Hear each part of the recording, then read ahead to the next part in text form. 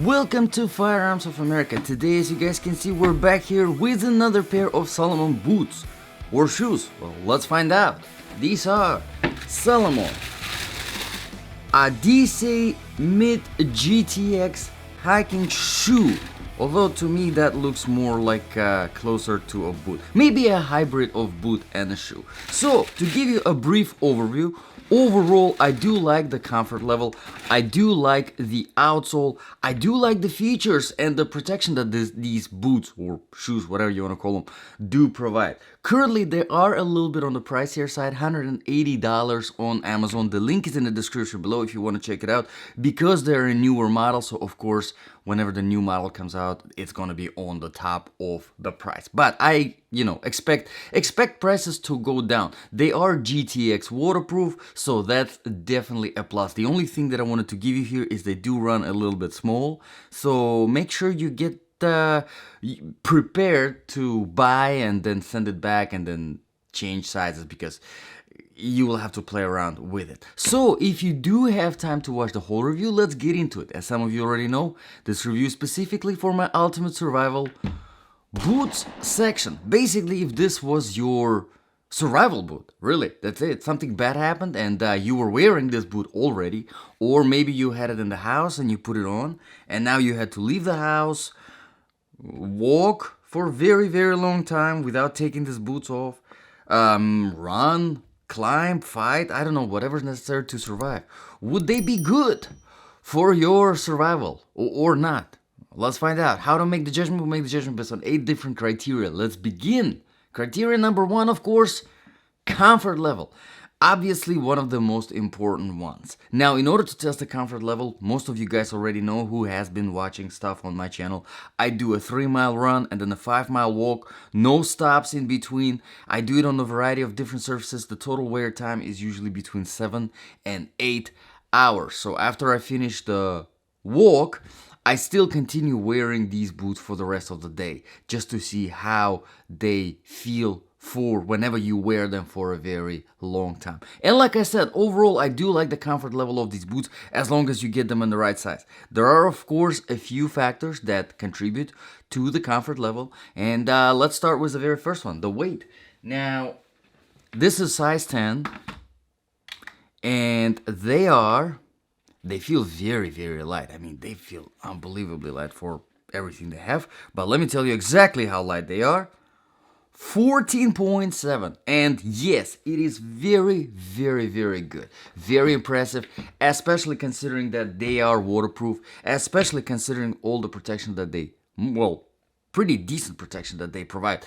It is a very impressive weight. Now, to give you a little bit of numbers, you probably already know if you watched any of my videos before, you are looking at 20 ounce and less. The less than 20 ounce it is, the lighter they will feel. Now, don't get me wrong, if it is a very, very good full-size boot with some serious protection, waterproofing, all of these cool features in the outsole, I don't know, whatever you can think of, right?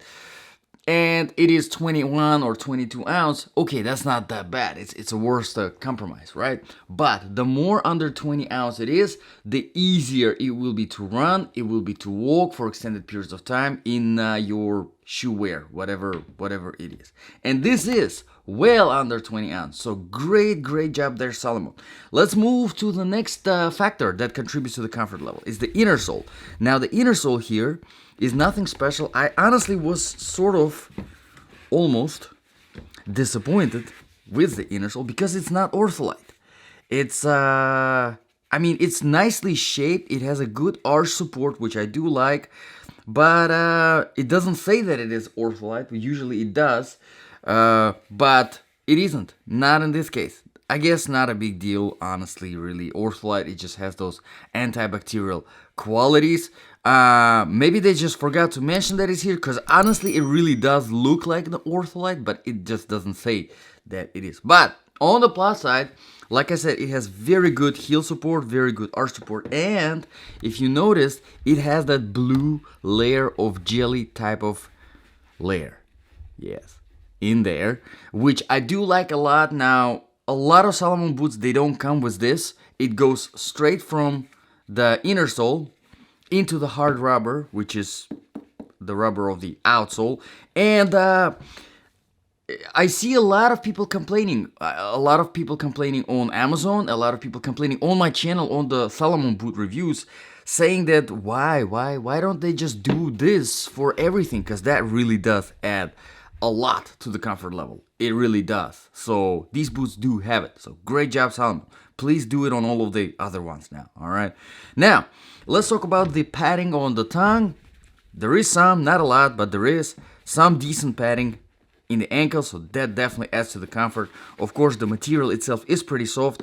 There is nothing, no kind of padding or anything like that on the inside of the toe box, so make sure that you get them in the right size. Very, very important, because this, feeling this on your toe, it will just destroy. All right. Now, there's another factor that I wanted to mention here is the flexibility of the bottom sole, especially important whenever you're running. And as you can see, it is very, very flexible here. No problems there at all. So you can actually run properly in these boots without any problems, really, without putting the stress on the ankles, on the knees, and so forth. So overall, I do like the comfort level of these boots. Just like I said, make sure to get them in the right size. All right, let's move on to the criteria number 2 now, the proofing and protection. I mentioned that these are GTX waterproof. Basically, GTX is a fancy waterproofing technology. It is not exclusive to Salomon. Now, Gore-Tex is being used on a lot of other boots out there, and really anyone who's more or less serious about hiking, outdoor stuff, they prefer Gore-Tex because it is very lightweight. It does provide good waterproofing, and at the same time is breathable. So it's a very good technology. All right. Now, whenever it comes to being waterproof, I wanted to mention here something. As you can see, the tongue is gusseted, and we have about, let's see, wrong side, about 4.5 inches of waterproofing, and the shaft itself is about 5 inches. So pretty good. Salomon used most of the height of the shaft to give you waterproofing. 4.5 is not too bad. So pretty decent job there, Salomon. Let's move on to the protection now. You probably noticed this reinforced design type of harder rubber here on the front of the toe. Pretty good. It definitely does add. Don't get me wrong, you know, if there is something heavy falling on your toe, this is not going to be sufficient to protect it, especially up here because it's just very soft fabric. But if you are on a rocky road and there are some rocks and you accidentally catch your toe on it, pretty good to have this. Of course, the padding in the ankles, it will give you some protection in the ankle area as well, and the heel is reinforced as well. Pretty good. I think obviously it's not anything crazy whenever it comes to protection, but if you look at the balance between how light these boots are and the protection that they provide, I think it is pretty good. Let's move on to the criteria number 3, quality and the design features. Now, whenever it comes to quality, I'm sure you guys are familiar with Salomon brand. If you're not, try them out. If you want to start with something from Salomon, try out, let's say, I don't know, Salomon X Ultra 3 Mid GTX. Try them out just to see what they are all about. Because once you try, it's really hard to find something that is better at that. You know, the only issue that I've personally seen with Salomon brand is the fitment, because most of their boots and shoes, they run on the tighter side, so they give you a good support. Some people just prefer to have a wider fit in general, but some Salomon boots, they do have a wider version. Keep that in mind. All right, but more or less serious people about hiking, about outdoor stuff, they do have their trust in Salomon stuff. Now, usually I mention here the reviews on Amazon. Currently there are about 16 of them, not a lot, so because this is a newer model, so it still takes time. But like I said, check out some other boots, Salomon boots out there on Amazon, and you will find thousands of reviews, almost 5 stars. So people do like these a lot. Let's talk about the design features. I think this is the only thing that I am sort of not too sure about, you know, this boot is the lacing system, because that's what I talk about in the design feature. As you can see, it uses these flat strings, which I'm not a fan of. They don't slide very well through the loops, through the hooks. These fabric ones that Salomon implemented here. And then I'm not entirely sure what the purpose of having one white plastic close hook on this side and then just having a material loop this much of the tripping hazard, I guess. And then these top open hooks that are red. I mean, I like the design, but they sort of pointless because they don't really lock in place at all, as you can see. So you can't really set different tension on this boot as you would in pretty much any other Salomon boot that has open top hooks that lock the string in place. So I think Salomon could have done a better job here with the lacing system. Honestly, I think for a boot, a mid-size kind of boot this size, I think the quick lace system would have been a much better choice than especially something like this. So let's move on to the criteria number 4 now, the outsole traction and stability. And I only have good things to say about this here. Now, in order to test the traction and stability, the outsole in general, whenever I do my run and my walk, I do it on a variety of different surfaces, starting with older asphalt, going to newer tarmac, and then going to the sand, dry sand, wet sand, dry grass, wet grass, some trail surface, some rocky road, and then some flat, shiny surfaces like marble and tile. And this outsole performs very, very good on pretty much everything. A little bit slippery on the wet grass, and a little bit slippery on flat, shiny surfaces like marble and tile. But that's just because it is more on the flatter side. But don't get me wrong, these grooves are pretty aggressive overall. It's personal preference, really, I think, in my opinion, because this performs more on the sandy surface better compared to more aggressive Salomon outsoles that are out there. Overall, I do like it. Which one I would choose? Would I choose something more aggressive like X Ultra 3 GTX? Or just X Ultra 3 in general? Or this? Tough choice. I would say it would depend on where I'm hiking, right? If I would be hiking, for example, something easy like a trail that I have not too far from my house with just a mix of sandy and sometimes wet, muddy, I would probably go with this. But if I would be hiking something a little bit more extreme, I would probably go with more aggressive outsole like X Ultra 3. Just because sometimes you do need a little bit more aggression than this. But overall, this is pretty good. I think this is a really, really good, easy outsole to handle and apply to many different terrains that are out there. It provides decent, very, very decent protection from the bottom. This is their Contact Grip technology, Salomon's Contact Grip technology. Hard rubber on the outside. Good protection if you're walking on some rocky road, some sharp rocks, pretty good. But at the same time, flexible as well. So great job there, Salomon. All right, let's move on to the criteria number 5 now, the temperature.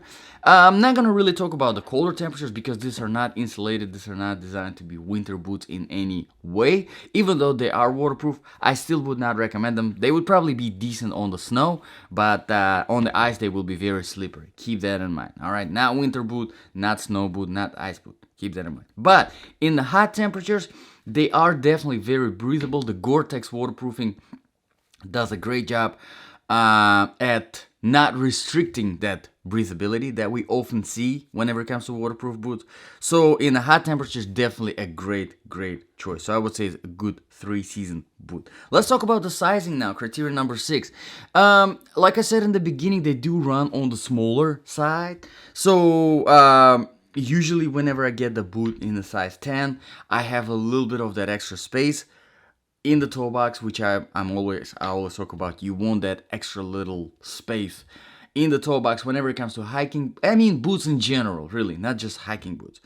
Here, however, the 10 was actually small, so I would probably go with not just 10 and a half. I would probably go with 11 with these boots for myself. But again, it really comes down to that fitment. Be prepared to play around with it. Just make sure, please make sure that you have a little bit of the extra space between your toe and the toe box. Because if you don't, it will ruin the whole boot for you. It will ruin the comfort level completely. You're gonna hate it. There's no point in doing that. So make sure you get the right size. Very important. Let's talk about the criteria number 7 now, the balance of application. So if this really was your ultimate survival boot, something bad happened, you were running, walking around,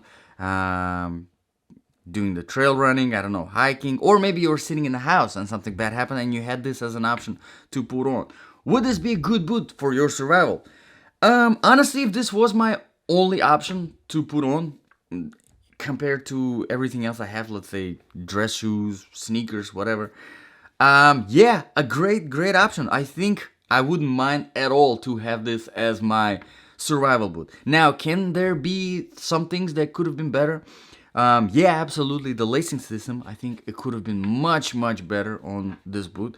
And I think that's it, really. Maybe Ortholite would be nice to see, especially at the 180 price point. I think it would have been nice to see. But everything else, I really am happy with the boot overall. There aren't really any complaints. Everything else is a matter of preference, like the outsole.